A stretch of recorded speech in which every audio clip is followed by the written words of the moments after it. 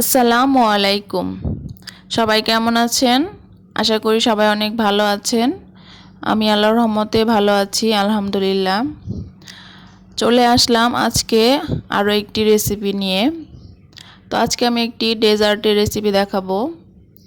এই গরমে খুবই মজার একটি রেসিপি, কলিজা ঠান্ডা করে দেওয়ার মতো একটি রেসিপি এবং খুবই হেলদি একটি রেসিপি। তো চলুন আমরা রেসিপিটি দেখে আসি। এই রেসিপিটি করার জন্য আমার কিছু উপকরণ লাগবে, আমি সেগুলো প্রথমে কেটে নিচ্ছি। এখানে আমি আপেল কুচি নিয়েছি, আপেলটা কুচি করে কেটে নিয়েছি। আমি এখানে কাজু বাদাম এবং কাঠবাদাম নিয়েছি, সেগুলো আমি কুচি করে কেটে নেব। আর আমি এখানে নিয়েছি কিশমিশ, কিশমিশটাও আমি এখানে কুচি করে কেটে নেব। এছাড়া আপনারা এখানে খেজুরও ব্যবহার করতে পারেন। আর আমার লাগবে চিড়া। তো আমি এখানে চিড়াটা খুব ভালোভাবে ধুয়ে কয়েকবার পানি পাল্টে পরিষ্কার করে ধুয়ে এখানে আমি চিড়াটা নিয়ে নিয়েছি এবং আমি চিড়ার মধ্যে অল্প একটু পানি দিয়ে চিড়াটা ভিজিয়ে নিয়েছি। এখন আমি এইখানে ঠান্ডা দই দিয়ে দিব। এটা আমি মিষ্টি দই নিয়েছি।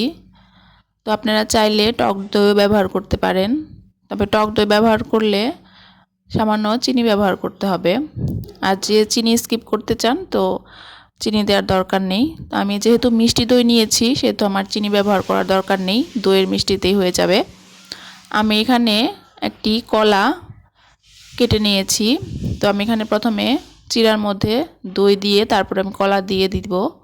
এরপর আমি কেটে রাখা বাদামের কুচিগুলো দিয়ে দিব, এরপর কিশমিশের কুচি দিব। তো যে যেভাবে সাজিয়ে সার্ভ করতে পারেন তো সেভাবে সাজিয়ে সার্ভ করবেন। তো আপনি এখানে আরও বিভিন্ন রকমের ফ্রুটস ব্যবহার করতে পারেন, তো আমি শুধু এখানে আপেলটাই ব্যবহার করেছি। এছাড়া আপনি এখানে বিভিন্ন কালারের আঙ্গুর বা স্ট্রবেরি এগুলো ব্যবহার করতে পারেন।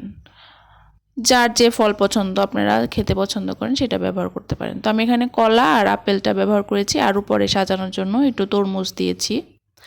এই তো ব্যাস তৈরি হয়ে গেল আমার ডেজার্ট। তো এটা আপনারা এই গরমের মধ্যে যদি খান, আপনার এটা অনেক হেলদি, শরীরের জন্য উপকার হবে এবং আপনার শরীরটাও ঠান্ডা থাকবে এবং আপনি খেয়েও অনেক মজা পাবেন। খুবই মজাদার এবং খুবই হেলদি একটি রেসিপি।